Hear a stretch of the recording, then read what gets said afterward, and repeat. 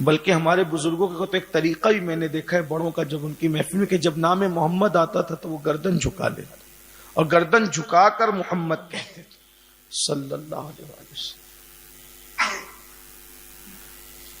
اور ہمارے یہاں تو انگوٹھا چومنے کی نسبت بڑی پرانی ہے. جب میں نے چند بزرگوں کو نام محمد پر سر جھکاتے دیکھا تو مجھے فوراً انگوٹھا چومنے کی حکمت سمجھ میں آئی کہ جب نام محمد پر انگوٹھا چومتے ہیں تو چومنا بھی ہو جاتا ہے اور سر خود بخود جھک بھی جاتا ہے. جب انگوٹھے چومے جائیں گے تو سر خود بخود جھکے. کائنات انسانی میں سب سے پہلے انگوٹھا جس نے چوما وہ حضرت آدم علیہ السلام تھے، اور اس امت میں سب سے پہلے جس نے انگوٹھا چوما وہ افضل البشر بعد الانبیاء سیدنا ابو بکر صدیق تھے. اور آج بھی انگوٹھا چوما جا رہا ہے. کسی ایک کالج کے طالب علم نے مجھ سے کہا تھا کہ آپ لوگ انگوٹھا کیوں چومتے ہیں؟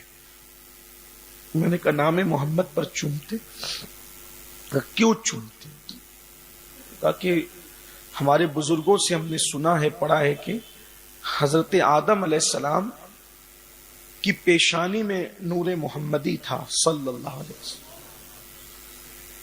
تو فرشتے اس کی زیارت کرتے تھے. تو حضرت آدم نے کہا کہ مولا یہ کیا ہے کہ یہ تو زیارت کرے اور میں نہ کر سکوں، مجھے بھی تو وہ نور دکھا، نور محمدی دکھا صلی اللہ علیہ وسلم. تو میں کہ ٹھیک ہے اپنے ناخنوں کو دیکھیں، ہم اس میں اس نور کی تجلی کو ظاہر کرتے.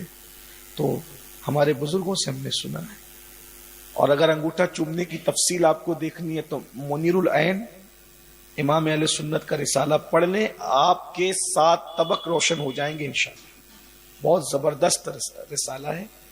مجھے پھر بھی تقریباً 15-16 سال ہو گئے مجھے پڑھے ہوئے، لیکن اس کے مضامین میرے ذہن میں اس وقت ہیں اور الحمدللہ میں اس پہ بول سکتا ہوں. لیکن ابھی یہ اچانک عنوان آیا تو میں انگوٹھا چومنا اس آج کی محفل کا عنوان نہ تھا، نام محمد آ گیا تو اس پر یہ جب وہ ضمناً بات آ گئی میں کہہ کے آگے بڑھوں. پھر ورنہ بہت ساری چیزیں ہوتی ہے کہ پھر اہتمام کے لیے چھوڑ دو تو پھر وہ چھوٹی جاتی ہے. بات آ گئی تو کر لیتے ہیں.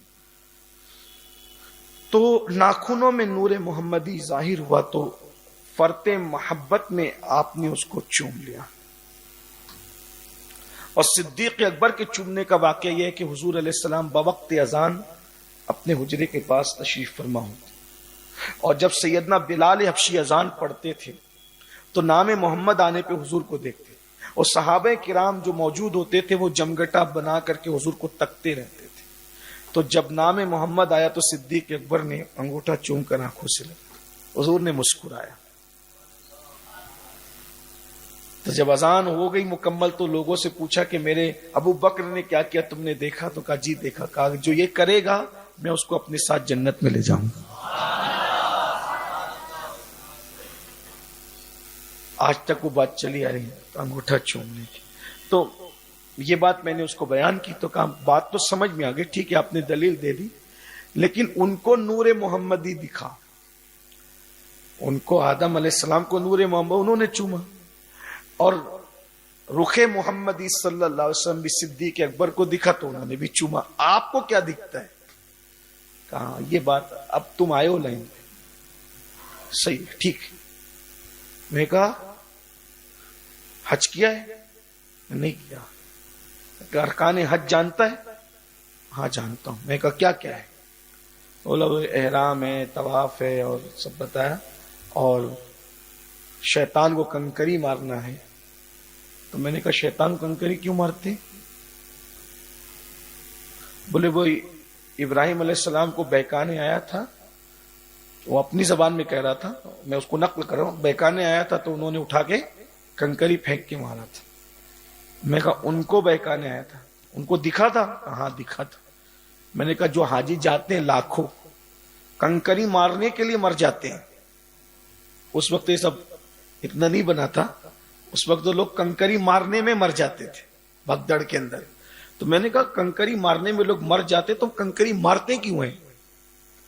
کیا شیطان دکھتا ہے؟ کیا ان کو بہکاتا ہے؟ بولے نہیں. میں کہا پھر کیوں مارتے؟ تو دکھنا ضروری ہے. میں نے کہا جب حضرت ابراہیم کو بہکا رہا تھا اور انہوں نے پھینک کے مارا، تو ہم جو مارتے ہیں نہ ہمیں بہکا رہا ہوتا ہے، نہ دکھ رہا ہوتا ہے، نہ ہم بیٹے کی قربانی کے لیے جا رہے ہوتے ہیں، تو ہمیں کیوں مارتے ہیں؟